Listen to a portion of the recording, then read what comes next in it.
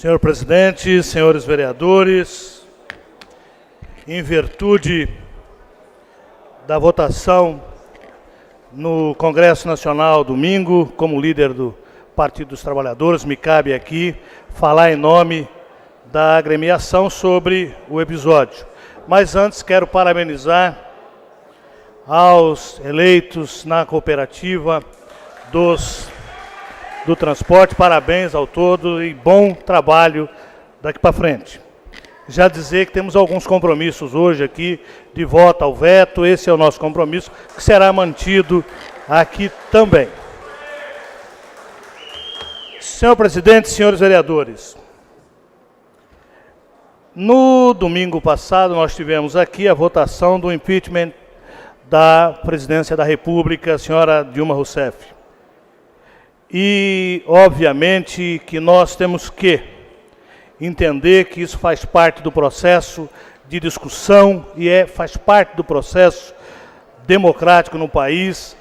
A Casa de Leis, ela analisa se o processo terá continuidade, ali não há nenhuma evidência de crime de responsabilidade, se foi julgado ou não. O que se aprovou foi que seja remetido para o Senado Federal, para que aí sim, lá no Senado Federal, possa-se fazer o julgamento do que diz a Constituição, que o afastamento de um presidente da República precisa, de fato, haver crime de responsabilidade do detentor do mandato. Mas, obviamente, que aqui não vou entrar nos detalhes no que nos levou a essa situação. Há erros de membros do Partido dos Trabalhadores, com o cuidado com a coisa pública, como há com qualquer outro partido, e quem comete um mal feito, que responda legalmente a isso. Isso é fato. Muito se tem dito que o motivo da abertura desse processo da presidente, ela foi calcada em dois objetivos. O primeiro, a corrupção desenfreada no país, e o segundo, a crise econômica que nós vivemos no momento. E eu vou me dar ao direito de falar, não pelos milhões de pessoas que até vão à rua, imaginando que a situação está difícil, porque nós passamos por uma crise econômica séria no mundo como um todo. Mas eu quero falar aqui dos objetivos concretos do que está por trás disso. Ora, se o problema fosse a questão da corrupção, que é dita, 35 dos 38 deputados da comissão que analisa a abertura do impeachment, que tem processo já, ou são indiciados, estão com processo aberto sobre corrupção, teriam votado com a presidenta Dilma, não contra. Esse é o primeiro ponto.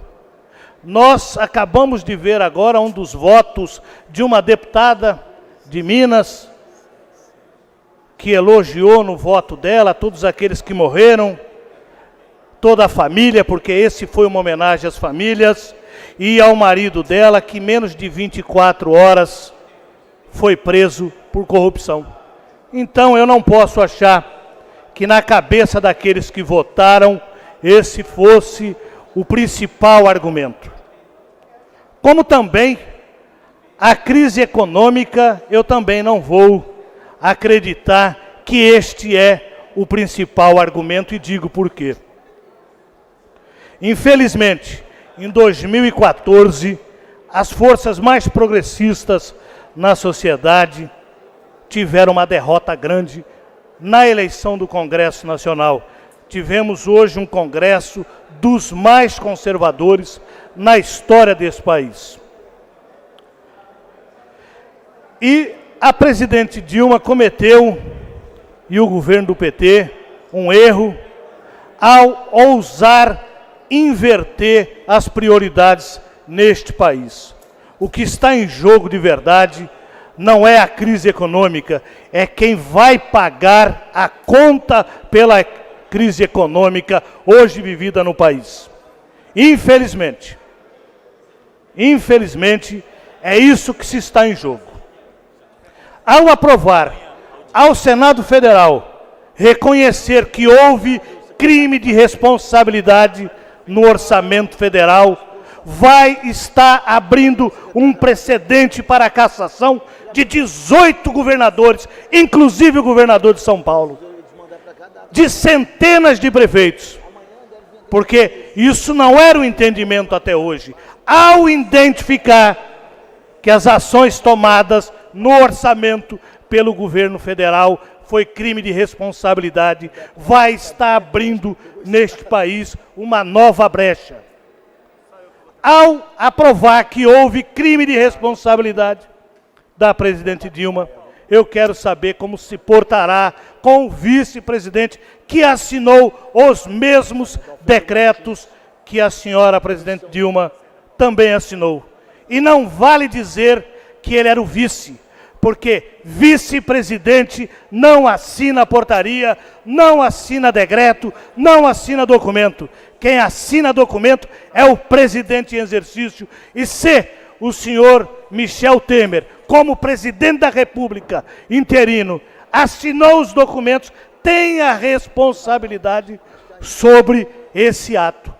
E aí nós estamos criando esse grande contraditório no país. O que eu acho é que há uma grande aliança conservadora no país para mudar os rumos do governo. E eu não vou longe, porque eu vi muita gente discursando contra o aumento dos impostos, não é isso? Contra que nós vamos fazer as pessoas, eu não vou pagar o pato. Este foi o grande argumento. E eu vou ler aqui o editorial da Folha de São Paulo de hoje, que é o mesmo do jornal O Globo de ontem, e que diz qual o receituário do novo presidente da República, se assim o for indicado.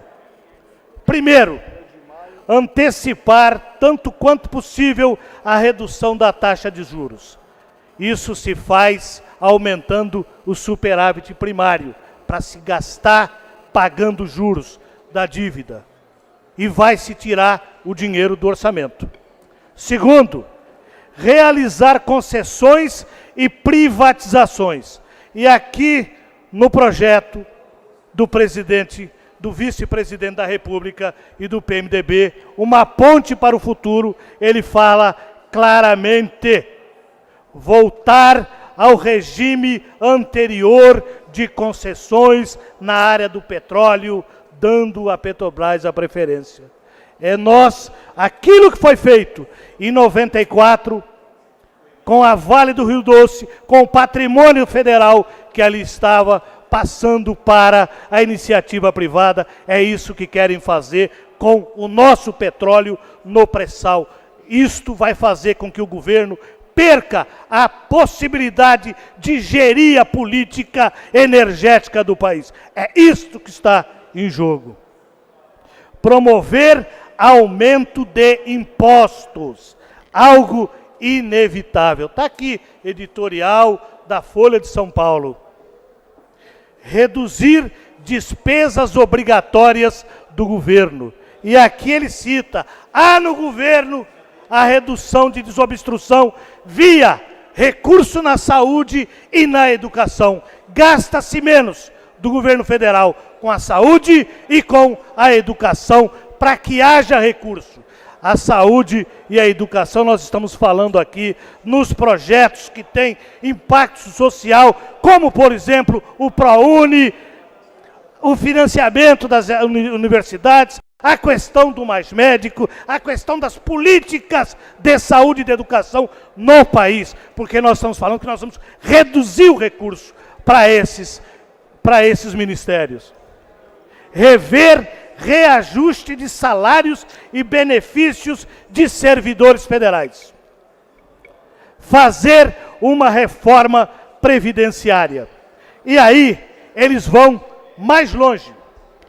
Embora se discuta, em termos ideais, a conveniência do fim... Só para concluir, senhor presidente. Tranquilo, vereador. Conveniência do fim está no Congresso um abatimento extra dos recursos que o governo deve empregar em saúde e educação. Parece a correção possível nesse momento. É possível frear, desde já, as despesas no INSS. Por dolorosas que sejam, tais medidas no curto prazo é preciso rever gasto com pensões e elevar o rigor das concessões dos benefícios da aposentadoria rural. Fator maior do déficit federal. O rendimento médio dos trabalhadores cai no país. Nesse contexto de sacrifício geral, será necessário rever os reajustes de salários e benefício dos funcionários públicos federais. E assim vai caminhando. A solução que se tem para a crise no Brasil é a mesma que sempre fizeram.